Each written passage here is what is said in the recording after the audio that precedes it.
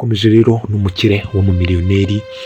Aha twabonye uwitwa Gihozo arimo kurira imbere ya Dany, arimo kumubwira ati ntabwo arimo kwiyumvisha uburyo Alisa na Cedric yari azi ko bamushyigikiye mu rukundo, batuma ashaka kuba yagambanira umukunzi we Shalom. Dany rero yamubwiye ati ariko se kubera iki wakomeje kwizirika kuri Shalom? Kuko icyo bimeze kwizirika kuri Shalom kubera iki? Ubona atazakubabaza? Undi Gihozo kubera urukundo rwinshi akunda Shalom ati ibyo ngibyo sibyo nshaka, ndimo kwibaza uburyo abantu batarimo kunshyigikira mu rukundo rwanjye, gusa banshyigikira cyangwa batanshyigikira ibyo ngibyo ntabwo bindera. Dany rero yamugira inama nziza, aramubwira ati nta kibazo, wowe ibyo bakubwiye ubireke, ahubwo wowe ufate inzira yawe ugende ubiganirizeho Shalom, ubimuganirizeho. Bisa nkaho Dany ubona yuko atari ku ruhande cyane rwa bande rwaba Alisa, ahubwo arimo gushaka kuba yakumva uwo mukobwa umushiki we Gihozo arimo gushaka kuba yamwumva, akaba yakumva yuko nawe ari mu rukundo. Kandi aramubwira ati ibyo byo kurira nta kintu bimaze, ahubwo haguruka ube wabwira Shalom, umubwire ibijya mbere. Twaje kubona rero tubona witwa Pucuri ari kumwe na Tricia barimo kuganira. Pucuri ubona noneho yishimye ameze neza, arimo guseka. Undi aramubwira ati se bimeze bite? Ati ubu ngubu meranye neza na Dany, ngiye na Dany tumeranye neza, ubu ndishimye, nta n'ikintu na kimwe nshaka ko cyica ibyishimo byanjye. Arangije ahita amubaza ati ese ngaho mbwira wese w'ibyawe na Lucky bimeze bite? Undi aramubwira ati nanjye Lucky twarasubiranye, ubona bisa nkaho bose bameze neza. Twaje kubona rero tubona Gihozo ndetse na Shalom. Gihozo abwira Shalom amubwira ati rero ati wari ubizi neza yuko byasaga nkaho arimo kubarigira nyine, ubwira umukunzi wawe ni kuri umubwira. Ati wari uzi yuko Shalom nuza Alisa na Cedric barimo kumbwira ngo ngutange ngo kugira ngo uzajye mu rukiko muzahuze muganire. Ati undi arikanga, ariko arangije aramubwira ati erega n'ubundi amazi n'ubundi yewe arashyira amazi nayo iwabo wambeho. Ati n'ubundi ibyo nari narabitekereje, n'ubundi ko ngomba kwitanga. Undi Gihozo ariko ntiyabyumva neza, aravuga ati oya, bagomba kuzakubabarira. Ararira. Undi avuga ati yego nshobora kuba narishe umuntu, ati ariko hari ibyaha nakoze ngomba kuryozwa, kandi ni byiza yuko bamana ngiwe nawe tukagaruka tugakomeza tukikundanira. Kandi kuko nibyo, umuntu akagenda agakora igihano cye, yarangiza we na Gihozo noneho bakaza ibintu ari neza. Twaje kubona rero Dany yicaje Alisa, aramubwira ati atari kari ibintu murimo gukora ni ibiki murimo gukorera Gihozo? Mwebwe murimo kugenda mukabwira Gihozo ngo ajye ngo abe yatanga sheri we? Ati rero njyewe ntabwo ariko njye mbyumva. Kubera iki? Undi aravuga ati ariko wabyumvishe nabi, twari ukugira ngo twe twamubona tuganire nawe kugira ngo tuzabone icyo tuvuga mu rukiko. Undi aravuga ati ariko se niba mwarababariye umuntu, ni ngombwa ubundi kumujyana mu nkiko? Ni ngombwa? Ati niba mwarababariye umuntu ntabwo ari ngombwa kuba mwamujyana mu nkiko, mugende mwe muvanyemo ikirego ibindi birangire. Ati kuko no kubwira Gihozo, ibaze kubwira Gihozo, nuko icyo ashaka kuvuga hariya yashaka kuvuga ati ibaze kubwira Gihozo ngo ajye gutanga umukunzi we. Mwibaze ku mukunzi we aramutse abonye abantu baje kumufata, murumva se uwo mubano waba ugihari?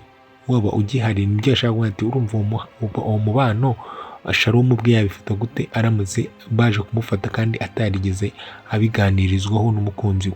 Ati rero niyo mpamvu nafashe umwanzuro njyewe mbiganirizaho Gihozo, ndamubwira ati agende abiganirizeho Shalom. Alisa yabaye nkorakaye, ariko aza kugarura nawe agatema, aravuga ati okay, ati wa mungani nibo bagomba kwifatira imyanzuro, bakareba bakagena igikwiye ntabwo ari twebwe tugomba kubafatira imyanzuro, cyane cyane yuko nabo bakuze. Ati rero nta kibazo kuri ibyo ngibyo mwaganiriye, ubona no bisa nkaho kuri icyo kintu bagihuje. Twaje kubona rero Bucuri nyuma y'uko Dani amwimye amafaranga cyangwa abonye yuko atazongera kumukuraho amafaranga, ageze kuri Shafi. Ese uyu mukobwa azi umuntu arimo gukinisha uwo ari we? Azi yuko ari umwicanyi? Ntabyo azi. Rero natagenda gakeya hano, nawe ndimo kumubona arimo kugenda asatira urupfu, kuko gushaka kurya amafaranga y'abahungu bose noneho ukayigurya ugahita uyobera nko kuri Shafi w'umwicanyi, ni ikibazo gikomeye cyane. Yamwatse ibihumbi hafi n'ibihumbi 600, nta nubwo ari na hafi. Shafi rero yamubwiye ati ngewe aho nabaga, aramubeshya ati aho nabaga konti zanjye barazifunze, atari ko ngiye kuhagushakira. Shafi arangije batandukanye, kuko n'undi mukobwa yamugaragarizaga yuko atamushaka, yamubwiye ati wowe urashaka kundya amafaranga, nibyo yavuze ayivugisha. Ati wowe umuntu urimo gukinisha ntago muzi. Ese Bucuri wa mungani ibintu arimo yaba abizi? Ntabyo azi. Sinzi rero ukuntu biri buze kugenda. Twaje kubona rero tubona uwitwa Alice ndetse na Cedric barimo kuganira, basa neza rwose, bambaye neza, ariko Alice arimo kumubwira yuko bashatse bakihutisha ubukwe. Ubona nyine undi amubwira ati ubukwe humura buzagira, atahubwo njye nyibwirira ku bya Shalom. Undi aramubwira ati ngewe ntabwo mperuka kuvugana na Alice na Nuza na Gihozo ngo abe yambwira detaye. Undi ati nyamara abo bantu bashatse babyumva, kuko nihajyamo inzego urumva zizakoresha imbaraga zabo. Ati rero bibaye byiza twagira ute, baboneka tukaba aribo twabiganiraho, tukaganiraho tukareba ibyo ari byo. Bona nabo basa naho nta mutima mubi bafitiye Shalom, ni igitekerezo Lucky n'ubundi yari yabagejejeho cyo kuba babona Shalom kugira ngo wenda babe bamushyira mu maboko meza, cyane cyane ko ngo noneho Lucky nawe ari mu rukundo, bisa nkaho nta mujinya yagirira Shalom cyane, n'ubundi yakomeza akabafasha nk'uko yabafashije. Aho ngaho rero twavuye turangije tubona Shalom afata umwanzuro ukomeye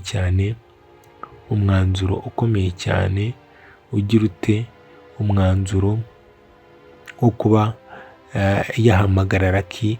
Arangije aramubwira ati rero Lucky, wari uzi n'ikindi? Ati ibyo wansabye ndabyemeye. Ibyo yamusabye rero ni ikihe? Lucky yamusabye yuko yakigaragaza, Shalom yakigaragaza, akemera, agafatwa, ubundi akajyanwa imbere y'ubutabera. Nibyo Lucky yamusabye. Rero Shalom nawe yahamagara avuga ati ibyo wansabye ndabyemeye. Ese biraza kugendera gute Shalom kandi ataranafata Shafi? Ese Shafi we mu gushimuta Alice bigeze hehe? Ese uyu Bucuri nawe utangiye gusa nkaho akabakaba